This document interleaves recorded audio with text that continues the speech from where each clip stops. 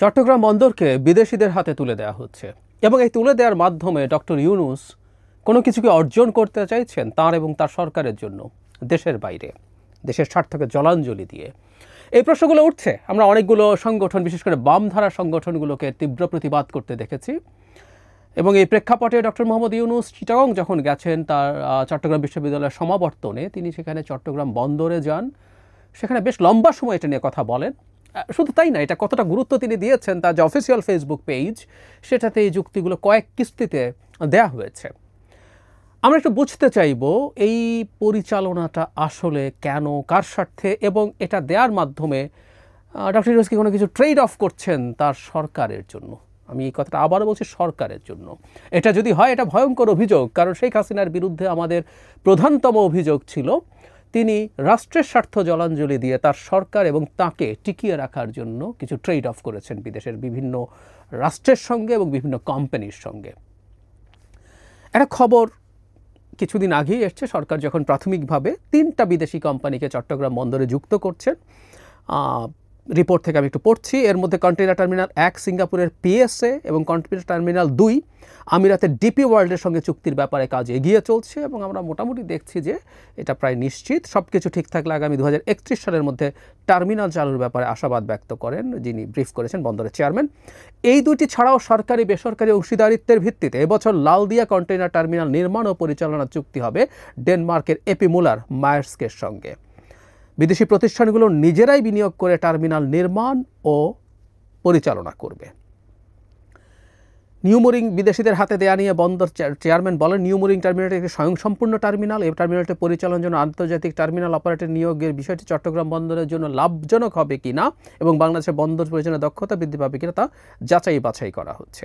এটা 24 এপ্রিল 2025 এবং নিউমোরিং টার্মিনালেও সম্ভবত যুক্ত করা হচ্ছে। আমি পরে আরেকটি নিউজে দেখলাম। যাই হোক, অ্যাজ এ হোল এই বিদেশিদেরকে ইনভলভ করা নিয়ে তীব্র বিতর্ক তৈরি হয়েছে এবং অনেকের মধ্যে গুরুতর প্রশ্ন আছে। তো চিটাগংয়ে বন্দরে গিয়ে ডক্টর ইউনূস যে বক্তৃতা করেছেন সোশ্যাল মিডিয়ায় পাওয়া যায়, মোটামুটি দীর্ঘ বক্তব্য। সেখানে তিনি মোটিভেট করার চেষ্টা করেছেন যেন আমরা এটাকে মেনে নেই। বেশ উনি সফট মানুষ, সফট ভাষা ব্যবহার করেন, কিন্তু উনি খুবই কঠোর, খুবই শক্ত, এটা মনে হলো এই সিদ্ধান্তের ব্যাপারে। তার মোটিভেশন দেওয়ার একটা কথা একটু আমরা আগেই মাথায় রাখবো, তিনি অতি অপটিমিস্টিক মানুষ। ওনার এই অপটিমিজম দেখে আমার মাঝে মাঝে একটা টার্ম মনে পড়ে, ব্যবহৃত হয়, এনফোর্সড অপটিমিজম। যার মধ্যে যতটুকু অপটিমিজম থাকার কথা তার মধ্যে এক ধরনের গায়ের জোরের অপটিমিস্ট হওয়ার টেন্ডেন্সি আছে। যেমন তিনি একসময় মাইক্রোফিন্যান্স দিয়ে দারিদ্রকে জাদুঘরে পাঠানোর কথা বলেছিলেন। এটা একটা রং বিষয় ছিল। যাই হোক, আজকে সেই আলোচনার বিষয় না। এই বন্দরের ক্ষেত্রে তিনি এটাকে যে ধরনের একটা রোজি পিকচার দেখানোর চেষ্টা করেছেন, এটা এতটা রোজি হবে কিনা প্রশ্ন সাপেক্ষ। তিনি কী বলেছেন আগে বলি, এবং এই বন্দর এই রকম পরিচালনার দায়িত্ব দেওয়া উচিত কিনা সেই আলোচনা আসবে। ডক্টর ইউনূস বন্দরকে হৃৎপিণ্ডের সাথে তুলনা করেছেন অর্থনীতির, খুবই সঠিক অ্যানালজি। এবং এই হৃৎপিণ্ড যখন রুগ্ন হয়ে যায়, তিনি চিকিৎসার সাথে তুলনা করে বলছেন, আমরা তো অনেকেই এই হৃৎপিণ্ডের চিকিৎসার জন্য ভারতে বা অন্যান্য অনেক জায়গায় যাই, ধনীরা, পলিটিশিয়ানসরা অনেক রোগের চিকিৎসার জন্য বিদেশে যান। তো তাহলে আমরা আমাদের হৃৎপিণ্ড সারিয়ে ফেলার জন্য বিদেশ থেকে কেন সার্জন নিয়ে আসবো না যারা এটাকে কাটাছেঁড়া করে ঠিকঠাক করবে? আমাদের অর্থনীতি যে জায়গায় আছে, যেভাবে এগিয়ে যাচ্ছে, এবং প্রায় তিনি যে কথাটা বলেন, যে তিনি ভারত অনেক জলঘোলা করার চেষ্টা করেছে, আমরা যদি চিটাগং পোর্টকে সেভাবে এফিশিয়েন্ট করে তুলতে পারি, ভারতের যে 7 সিস্টার্স আছে, উত্তর পূর্বাঞ্চলীয় রাজ্যগুলো, সেগুলো ডিফ্যাক্টো আমরা এভাবে বলবো ল্যান্ডলকড। কারণ কলকাতা পোর্ট থেকে যে পরিমাণ ঘুরে সেখানে যেতে হয়, তার চাইতে আমাদের চট্টগ্রাম বন্দর ব্যবহার করে আশুগঞ্জের ওপর দিয়ে ত্রিপুরা হয়ে ওদিকে অনেক শর্টকাট পথ আছে, তাতে সবার সব দিকে সুবিধা হয়। এই সেবা তারা নিতেই পারেন। সুতরাং আমরা যদি এফিশিয়েন্ট বন্দর করে তুলতে পারি চট্টগ্রামকে, বা আমাদের ডিপ সি পোর্ট হচ্ছে সেগুলোকে, এগুলো ভালো কথা, এগুলো যে কোনো বিবেচনায় আমাদের জন্য ভালো হবে। এবং তিনি অনেকগুলো প্রশ্নের জবাব দিয়েছেন, উনি খুঁটিনাটি সব কিছু, উনি জবের সমস্যা হবে কি না, কারণ এখানে যেহেতু বিদেশি কোম্পানি আসছে, তিনি সবাইকে আস্থা দেওয়ার চেষ্টা করছেন যে এখানে বিদেশিরা এটা পরিচালনা করতে আসলেও তাদের দেশ থেকে লোকজন নিয়ে আসলে লাভ নেই, এটা তাদের জন্য ক্ষতি হবে, খরচ বেশি হবে। বাংলাদেশের মানুষজন খুব দ্রুত শেখে, এখানে লোকজনকে নিয়ে আসলে সবাই খুব দ্রুত শিখে যাবে, এতে তারা কম খরচে এগুলো অপারেট করবে, সুতরাং চাকরি কমবে না, তারা এদেশের লোককেই মূলত শ্রমিক এবং বিভিন্ন স্টেজে চাকরি দেবে। উনি খুঁটিনাটি বলছেন, উনি বলছেন যে ওরা তো অনেক মেশিনপত্র নিয়ে আসবে, তাহলে তো অনেক লোকের চাকরি চলে যাবে, এত লোক লাগবে না। উনি এটাও অ্যাগ্রি করেন, কিন্তু বলছেন যে বন্দরের যদি ক্যাপাসিটি বাড়তে থাকে, কাজ বাড়তে থাকে, এই অটোমেশনের পরও আরও বিভিন্ন ক্ষেত্রে বিভিন্ন রকম লোকজন লাগবে। তিনি আরেকটা বরং আশা দেখাচ্ছেন, এটা আছে সম্ভাবনা, কিন্তু তিনি যতটা ওই যে বলছে অনেক বেশি রোজি করে দেখাচ্ছেন, একটু এক্সাজারেশন আছে, এমন স্বপ্ন দেখাচ্ছেন যে এখানে ট্রেইনড হয়ে লোকজন সারা পৃথিবীর বিভিন্ন পোর্টে চলে যাবে। টোনটা এরকম, ধরুন ডিপি ওয়ার্ল্ড, আমরা ডিপি ওয়ার্ল্ড নিয়ে সবচেয়ে বেশি আলোচনা হচ্ছে। ডিপি ওয়ার্ল্ড, ডক্টর ইউনুস বলছেন পৃথিবীর সবচেয়ে বড় কোম্পানি, নাম বলেননি, আমি ধারণা করি এটার কথাই তিনি বলেছেন। ডিপি ওয়ার্ল্ড পৃথিবীর সবচেয়ে বড় কোম্পানি না এই ব্যাপারে আমি ঘাটাঘাটি করে দেখলাম, but it's one of the biggest companies undoubtedly. পৃথিবীর খুবই ওয়াইড স্প্রেড সার্ভিস তাদের আছে, প্রায় 70টা দেশে তাদের সার্ভিস আছে, এবং পৃথিবীর যাতে কন্টেইনার হ্যান্ডলিং হয় তার 10% ডিপি ওয়ার্ল্ডে। এই ম্যাপটা আপনারা দেখলে দেখতে পারবেন যে তাদের এক্সিস্টিং কোথায় আছে, লাল বা সবুজ যদি দেখেন যে সেখানে তারা আরও প্রসার করছে। So it's a huge wide spread coverage undoubtedly, এটা আমরা মানছি, এটা ঠিক আছে, সারা পৃথিবীতেই তাদের এটা ছড়িয়ে আছে। তো তিনি বলছেন যে এখানে যদি ভালো করে তাদেরকে অন্য কোথাও নিয়ে যাবে ফ্যামিলি সহ, তারা ওখানেও কাজ করবে, তারা বিদেশে আরও চাকরি পাবে। কাগজে কলমে সত্য, কিন্তু আমরা যদি পাল্টা বলি, ডিপি ওয়ার্ল্ড তো ইন্ডিয়াতে ছিল, পাকিস্তানে ছিল, বা আছে, আফ্রিকাতে আছে। যদি বাংলাদেশের লোক ওখানে নিয়ে যায়, তাহলে তো বাংলাদেশের লোককে না দিয়ে ওখানকার এক্সপিরিয়েন্স লোক নিয়ে আসবে, তাহলে তো চাকরি বাংলাদেশের লোকের হবে না, কারণ অলরেডি ওখানে ট্রেইনড লোক আছে, তারা যেভাবে কাজ করে সেটার অনুযায়ী। আমি মনে করি অনেক ইলজিক্যাল আশাবাদও তিনি দেখিয়েছেন। এর বাইরে তিনি যেটাকে গুরুত্ব দিয়েছেন সেটা হলো আমাদের টাকা খরচ করতে হচ্ছে না। মানে তারা 2031-এর কথা বলছেন, 2031-এর মধ্যে এটা শেষ হবে এবং তারা একটা সময় পর্যন্ত এটা পরিচালনা করবেন, তাদের মুনাফা তুলে নেবেন, এরপর এটা আমাদের হয়ে যাবে। সো আমি এক ধরনের কইয়ের তেলে কই ভাজা হলো, আমি একটা টার্মিনাল পেয়ে গেলাম এবং সেটার জন্য আমাকে ইনভেস্ট করতে হলো না। আমাদের লোকজন যে টাকা পয়সা খরচ করতেন, টার্মিনাল যদি আমরা বানাতাম তাতেও আমাদের যে ব্যবসায়ীরা আছেন সেটা তারা করতেন, সুতরাং আমাদের কোনো সমস্যা নাই। এই হচ্ছে তার টোন, মোটা দাগে ঠিক আছে। এখন আরেকটা কথাও খুব ইম্পর্ট্যান্ট, সেটা হলো বাংলাদেশের পোর্ট ম্যানেজমেন্ট। কারণ এই যে তারা যে আসবে, তারা শুধুমাত্র এই কন্টেনার হ্যান্ডলিং করবে তা না, এটার পুরো ট্যাক্স থেকে কাস্টমসের সব কিছুই তারা অটোমেশনের মধ্যে নিয়ে আসবেন। ফলে আমাদের ব্যবসায়ীদের হয়রানি কমবে, আমাদের দুর্নীতি কমবে, এফিসিয়েন্সি হবে, এবং আমরা এফিসিয়েন্ট না, আমাদের সরকারি প্রতিষ্ঠান কোনোটাই এফিসিয়েন্ট না, এটা আমরা ধরে নিতে পারি। মানে বিমানের চাকা খুলে গেছে, একটা প্লেনের চাকা খুলে গেছে, গতকাল আমরা দেখেছি নিউজটা। লাকিলি পাইলটদের দক্ষতার কারণে তারা ঠিকঠাক মতো ল্যান্ডিং করতে পেরেছেন, কোনো ক্ষয়ক্ষতি বিমান বা জনগণের হয়নি। অসাধারণ ব্যাপার। তো আমরা বুঝতে পারছি আমাদের প্রতিষ্ঠানগুলো কেমন, আমাদের এয়ারপোর্ট কীভাবে হ্যান্ডেল হয়। যারা ইউরোপ আমেরিকার কথা বলছি না, এই অঞ্চলের কাছাকাছি কিছু এয়ারপোর্টে যান, তারা বুঝতে পারেন। সো আমাদের চরম ইনএফিসিয়েন্সি আছে, দুর্নীতি আছে ফর শিওর, এবং এগুলো আমাদের ব্যবসাকে সমস্যায় ফেলে, ক্ষতিগ্রস্ত করে। সুতরাং বিদেশি কোম্পানি দিলে এখানকার যে এটার উন্নতি হবে এটা আমরা চোখ বন্ধ করে বলে দিতে পারি, এতে কোনো সন্দেহ নেই। কিন্তু প্রশ্নটা অন্য জায়গায়, এটা হয়ে গেলেই আমরা এটা করব কি না, বা পোর্টের মতো, সি পোর্টের মতো বিশেষ করে জায়গাকে আমরা কিভাবে দেখব, এগুলো গুরুত্বপূর্ণ প্রশ্ন। যেমন ধরুন ডিপি ওয়ার্ল্ড, আপনি উইকিপিডিয়াতে যদি ঢোকেন দেখবেন আমেরিকায় কয়েকটা বন্দর পরিচালনায় ডিপি ওয়ার্ল্ডকে দেয়া নিয়ে তীব্র বাকবিতণ্ডা হয়েছে। হাউস অফ রিপ্রেজেন্টেটিভসে ভোটাভুটি হয়ে সেটা বাতিলও হয়েছে, পরে আমেরিকান কোম্পানির সাথে তাদেরকে ছেড়ে দিতে হয়েছে, তাদের ওখানে পার্টনার বানিয়ে। এসব তথ্য উইকিপিডিয়াতে আছে, খুব গভীর ঘাটাঘাটির প্রয়োজন নেই।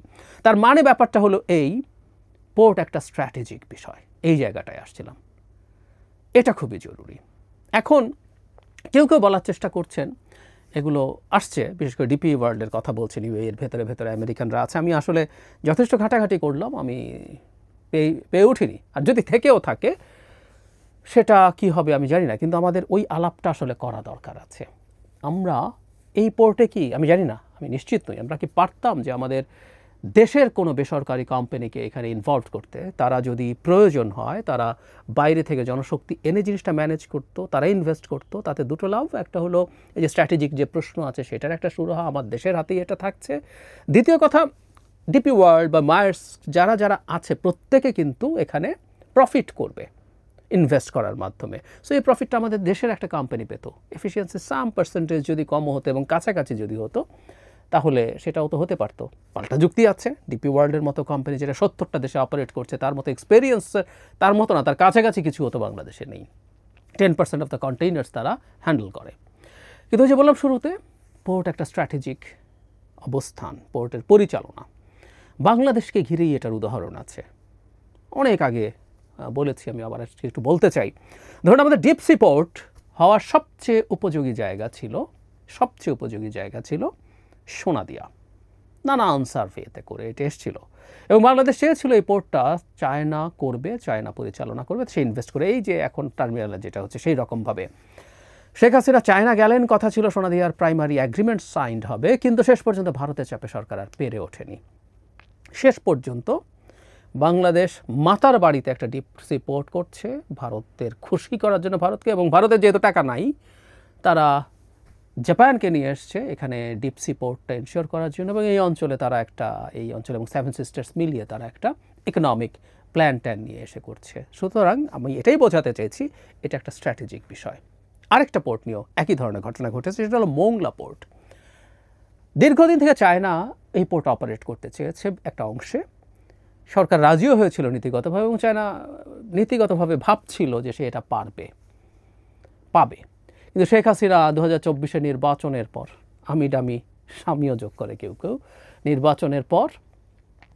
স্বামীর নির্বাচনের পর ইন্ডিয়া সফরে গেলেন এবং সব কিছু ইন্ডিয়াকে দিয়ে আসলেন। তিস্তা ইন্ডিয়া করে দেবে, মোংলাও ইন্ডিয়াকে দিয়ে দিলেন। চায়না সেটা নিয়ে তীব্র নাখোশ হলো। চায়নার এই পোর্টটা চালিয়ে অনেক টাকা কামাবে। চায়নার আসলে মোংলা পোর্ট বাংলাদেশের আসলে অত খুবই সচল কোনো পোর্ট না, এটা যে অনেক কিছু ইম্পোর্ট হচ্ছে তা তো না। সো মোংলায় অনেক টাকা হতো না, কিন্তু China was very much interested because এটা একটা স্ট্র্যাটেজিক ইম্পর্টেন্স আছে, খুব কাছাকাছি ভারতের, এবং এই পোর্ট বারবার শিপিং লাইন্সের কোথায় কার অবস্থান আছে, শিপিং রুটের, সেটা খুব গুরুত্বপূর্ণ স্ট্র্যাটেজিক বিষয়। এই কারণেই আগে একদিন বলেছি, আপনারা যারা খোঁজ খবর রাখেন তারা জানেন, চায়না স্থলভাগের ওপর দিয়ে একটা বেল্ট রোড ইনিশিয়েটিভ চালু করেছে, BRI। আবার সমুদ্র পথেই বন্দরগুলোর উপরে নিয়ন্ত্রণ নেওয়ার জন্য স্ট্রিং অফ পার্লস, মুক্তোর মালা, বিভিন্ন বন্দরকে সে কানেক্ট করার চেষ্টা করেছে, যাতে তার এই রুটগুলোর কাছাকাছি তার অবস্থান থাকে। প্রয়োজন না থাকলে হাম্বানটোটা পোর্টের কথা আমরা অনেকেই জানি, যেটা শেষ পর্যন্ত শ্রীলঙ্কা তার ঋণ রিপে করতে না পেয়ে চায়নাকে লিজ দিয়ে দিতে বাধ্য হয়েছে। এবং পোর্ট কতটা স্ট্র্যাটেজিক তার আরেকটা চমৎকার প্রমাণ হচ্ছে, CPSC শিনজিয়াং প্রভিন্সকে গোয়াদার পোর্টের সাথে জয়েন করেছে, চায়না পাকিস্তান ইকোনমিক করিডোর। এই জায়গায় যেহেতু চায়না চলে এসছে, ভারত তার একটা কাউন্টার মেজার নিয়েছে। সেটা হলো খুব কাছাকাছি, ম্যাপে দেখুন এত কাছাকাছি আরেকটা পোর্টে সে দেখাচ্ছে সে আফগানিস্তান থেকে এখানে যোগাযোগ করবে, কিন্তু ইরানের চাবাহারে একটা পোর্ট ভারত ফাইন্যান্স করতে গেছে। এরপরে পোর্ট বা কানেক্টিং রোড নিয়ে ভারতের টিপিক্যাল ফকিন্নিগিরি আছে। ফকিন্নিগিরি মানে হচ্ছে তার নিচু ফালতু মানসিকতা। তারপর সেটার কপালে কী হয়েছে যে different debate, but Bharat realise করেছে এখানে যেহেতু চায়না প্রেজেন্ট হয়ে গেছে, আমাকে আসলে চাবাহারে একটা প্রেজেন্স লাগবে, এবং দে সামহাউ কনভিন্সড ইরান, তার মাধ্যমে কিন্তু তার প্রেজেন্স দেখুন কত কাছাকাছি সে থাকতে চেয়েছে। তার মানে আমাদের কথার মূল জায়গাটা হচ্ছে পোর্ট একটা স্ট্র্যাটেজিক অবস্থান, একটা স্ট্র্যাটেজিক সিদ্ধান্ত। এটা যথেষ্ট যাচাই বাছাই হওয়া দরকার। সো ইকোনমিক ইস্যুজের বাইরেও এগুলো ম্যাটার করে, আমরা যথেষ্ট তথ্য পেয়েছি কিনা। অন টপ অফ দ্যাট, এই চুক্তিগুলো হতে যাচ্ছে, এগুলো শেখ হাসিনার সময় চুক্তি হয়ে যেত, আমরা ঠিকঠাক দেখতাম না।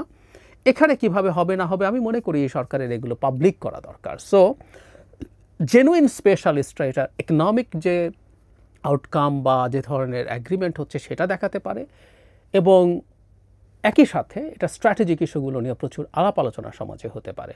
এটা খুব জরুরি, এটা দেখানো দরকার আছে, কারণ আমাদের এই অঞ্চলটা একটা জিওপলিটিক্যাল হটস্পটে পরিণত হয়েছে ইন দ্য প্যাসিফিক স্ট্র্যাটেজি বা চায়না কন্টেইনমেন্টের যে প্ল্যানিং ইউএসের, সেই কারণে এই ব্যাপারগুলো মাথায় রাখা খুবই জরুরি।